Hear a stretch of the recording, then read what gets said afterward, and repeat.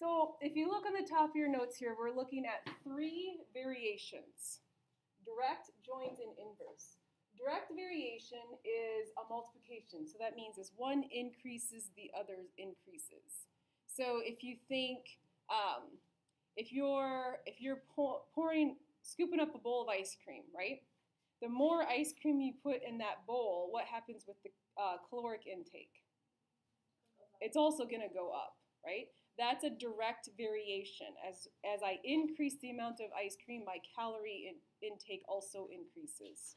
Okay, so that directly affects each other. Okay, joint means two things affect it by multiplying, and you can think area of a rectangle. If I had an area of a rectangle and I increase the length and the width, what's going to happen to the area? It's also going to go up. So those two things, length and width, affect the area of a triangle. As they increase, so does my area. Inverse variation means as one increases, the other will go down. Okay, so think the play. If we had all this stuff we need to make for the play, we need to paint, we need to make some stairs, we need to do all this stuff, and we have 20 people to do it. So we kind of know an average of how long this is going to take. But let's say we take those 20 people and everyone in track gets mad and quits and goes and joins the play. And all the parts are filled, but they can start decorating, right, and help out. Well, then those hours are going to all of a sudden decrease because we have all these other people helping out. Okay, that would be an inverse variation. Okay, so when you read these problems, you're looking for keywords like directly, jointly, right, and that'll tell you which one to use. And when you're setting these up, all you're doing is substituting the x and y for the variables the problem has. Like this one has a c and an r. Okay, so let's just do a couple and I can show you how this works. You can do all of them in 3 steps. The first step would be to set up the variation. Step 2 would be to use the example to find k. Right? K is a variable of how it's increasing or decreasing by. And the third step would be then use the formula you created in step 2 to solve for the unknown.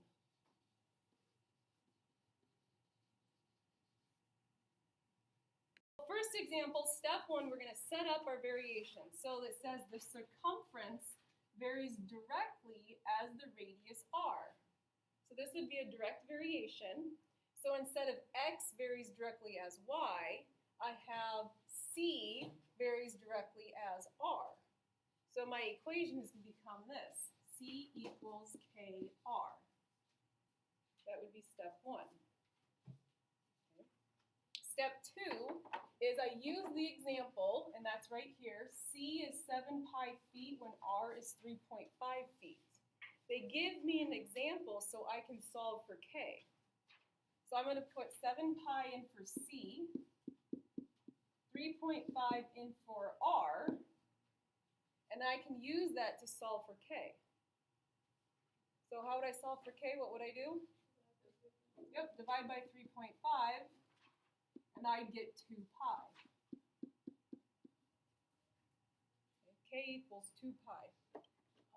Do you not do like 7 times pi equals No, pi leave pi? pi as pi, because it's an irrational number. Okay.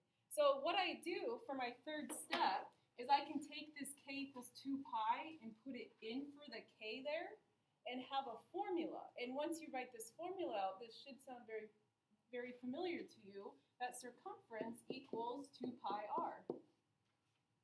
That should sound familiar. You've learned that before in geometry. Now, using that formula, I can finish this. Find r when c is 4.5 pi.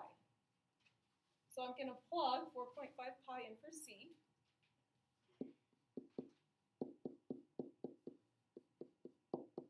And solve for r. So I would divide both sides by 2 pi. The pi's are going to cancel out. 4.5 divided by 2 would be 2.25. That would be my radius. Second example, the perimeter P of a regular dodecagon varies directly as the side length S, and P is 18 inches when S is 1.5. Find S when P is 75. So how many sides is a dodecagon? Let's find out, right? So I set up, it says P varies directly as side length S. So I'd set up that equation. P varies directly as S. Direct variation means multiply. Step 2 now, I would use the example, P is 18 when S is 1.5. Use the example to find K. So 18 equals K times 1.5. Solve for K. So I'm going to divide by 1.5. So K is what? 12. So here's my formula. The perimeter of this dodecagon equals 12 times each side length. So a dodecagon must be how many sides? 12. So now, right, find S when P is 75. So I'm going to put 75 in for P. Divide by 12. 75 divided by 12 is what? 6.25? So 6.25 and it'd be inches. I think I forgot to label the last one. These will have labels. Yeah, first one would be feet. This one's inches. Joint variation, remember you're just multiplying by two things if you look up in your examples there. So it says the area of a triangle varies jointly as base and height. So instead of multiplying by one thing, I'm multiplying by two things. So area varies jointly as base and height. And some of you might already know what K is going to be. If you think about it, area of a triangle. But if not, let's keep solving. A is 12 when B is 6 and H is 4. So 12 equals K times 6 times 4. So solve for K. 6 times 4 is 24, so we're going to divide by 24. So 1/2 equals K. And there's your formula. If some of you didn't see it, area of a triangle equals 1/2 of base times height. Because remember that half is going to go back into the K to create my formula. I'd use the unknown, use this to find the known. Find B when A is 36 and H is 8. So A is 36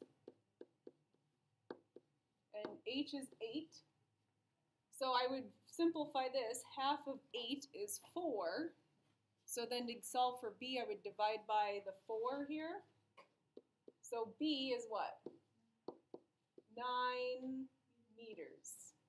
Good. The time it takes for a group of volunteers to construct a house varies inversely as the number of volunteers be. Okay, so that's my very first sentence tells me how to set it up. Time varies inversely as V, volunteers. So I'd have T equals K over V. Inverse variation always means divide. Direct means multiply, inverse means divide. So then step 2, I have an example. 20 volunteers can build a house in 62.5 hours. So I would put 62.5 for time, 20 in for volunteer. How would I solve for K? Multiply by 20, very good. So multiply by 20, multiply by 20, and what's K? 1,250, good. So then I can create a formula here. Time equals 1,250 divided by the number of volunteers I have.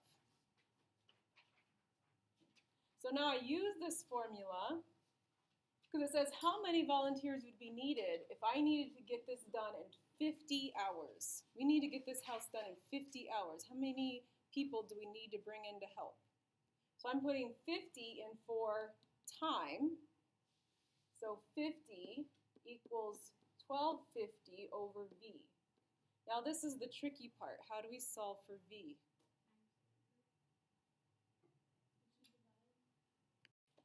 There's two ways you could do this. Some people see I can make this a fraction and do cross products.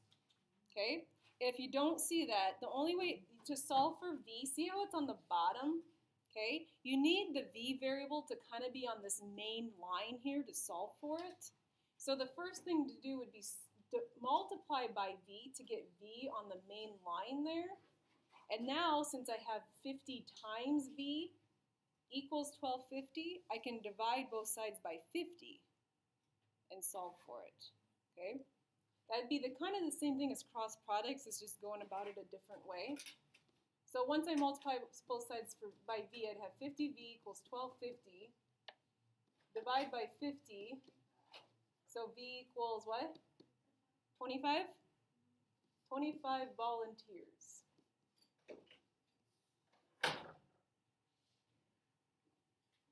After you've studied both direct and inverses, some formulas have two variations and they're varied by direct and inverse.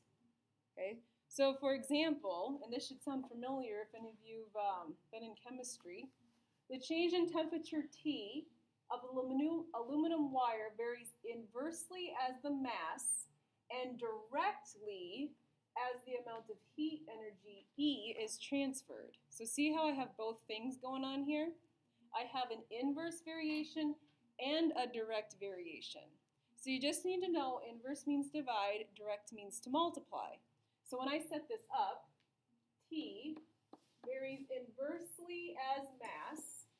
So M would be on the bottom because inversely means divide. And directly as the energy E. Direct means to multiply. So then I'd have it multiplying by E. Okay, so you can have both things. Step 2 then, it tells me that the temperature of aluminum wire with a mass of 0.1 kilograms rises 5 degrees when I have 450 joules. So I can plug that in. I can say 5 equals K times 450 divided by 0.1. Okay. And I'd solve for K. How could we do that? We could multiply by 0.1 first, right? Because that would cancel that out. And then I would divide by the 450. So K is what? So 0.0011. Okay, so now here's my formula, right? I have T equals 0.0011 E divided by M. There's my formula. So I use this formula. I say, okay, how much heat energy, that means I'm solving for E, must be transferred to aluminum wire with a mass of 0.2 with a temperature change, I want to raise it 20 degrees. So I put 20 in for T. Don't know E. But then I'm going to put 0.2 in for M. Okay. Yep. So I'm going to multiply both sides by 0.2. That crosses that off. Then divide by 0.0011. So E is what? So 3,636.36, and we label it joules.